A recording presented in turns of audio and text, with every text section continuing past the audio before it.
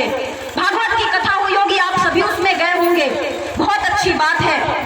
भगवान राम के जीवन चरित्र को तो नित्य प्रतिदिन घर में पाठ होना चाहिए। भगवान कृष्ण के जीवन चरित्र का तो नित्य प्रतिदिन अपने घरों में सनातन भाइयों बहनों के घरों में पाठ होना चाहिए।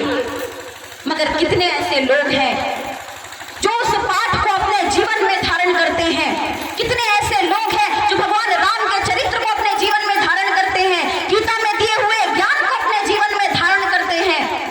नहीं कर सकते। आप अपने सभी कर्तव्यों का पालन हो सकता है एक साथ ना कर सके, मगर कहते हैं ना, गुरु की आवश्यकता इसीलिए होती है क्योंकि गुरु का मार्ग जानता है कैसे प्रगट सत्ता के चरणों तक पहुंचा जाए। हम और आप नहीं जानते।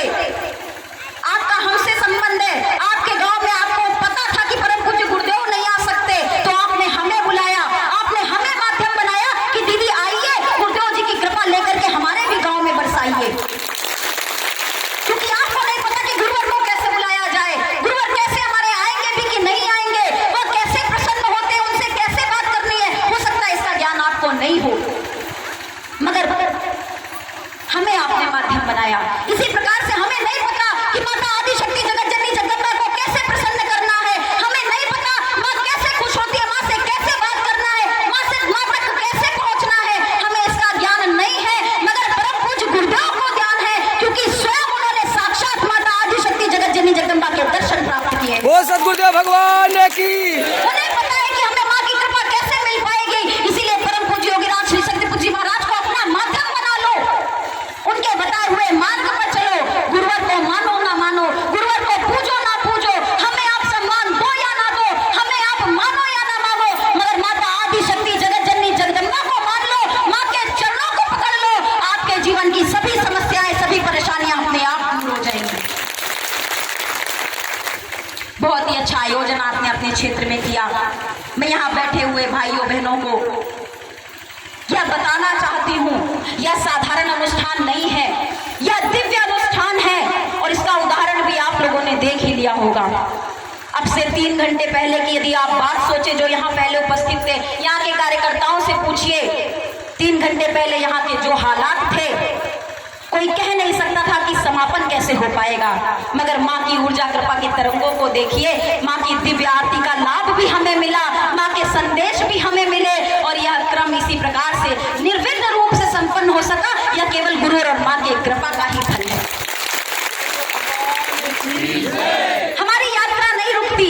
आंधी तूफान बरसात धूप गर्मी कुछ भी आए, बारिश हो भी रही होती, तो भी हम इतनी प्रसन्नता से अपने कार्यक्रम को संपन्न कर रहे होते, क्योंकि हमारे गुरुवर ने हमें सिखाया है कि सदैव आगे की ओर बढ़ो, चाहे कैसी भी परिस्थिति आए, आंधी आए, तूफान आए, धूप हो जाए, कड़क धूप हो जाए, आग बरसने लगे, चाहे कुछ भी हो जाए, अपने कर्म से कभी पीछे मत हटो। तुम अपने कर्म की ओर आगे बढ़ो, माँ तुम्हें अपने आप रास्ता देती चली जाएंगी।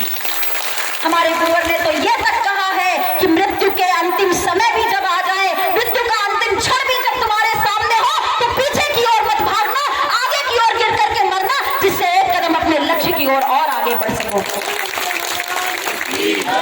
यह भाव हमारे नस नस में हमारे गुरुवर ने भरा है, यह शक्ति हमारी नस नस में हमारे गुरुवर ने भरा है। समाज कल्याण की यह जो ज्वाला हमारे अंदर परम पूज्य गुरुवर ने जगाई है, यह सदा इसी प्रकार से जलती रहे। आपके हृदय में भी यह पीड़ा हो कि समाज में हम किस प्रकार से परिवर्तन ला सके, तभी वास्तव में परिवर्तन आएगा।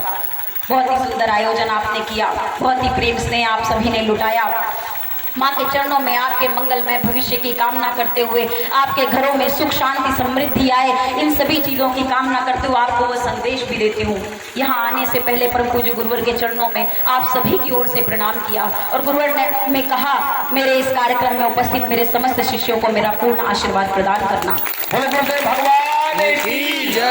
इस आशीर्वाद की ऊर्जा को घर लेकर के जाइए, इस आशीर्वाद को स्वयं में समाने का प्रयास कीजिए, इस छवि को अपने घर में स्थापित कीजिए, इस छवि को अपने हृदय में स्थापित कीजिए।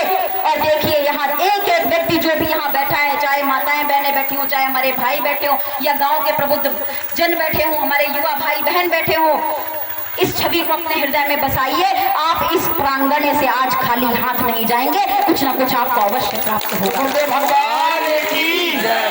इन्हीं सभी शुभकामनाओं के साथ एक बार पुनः मेरे भाइयों बहनों को जय माता की, जय गुरुवर।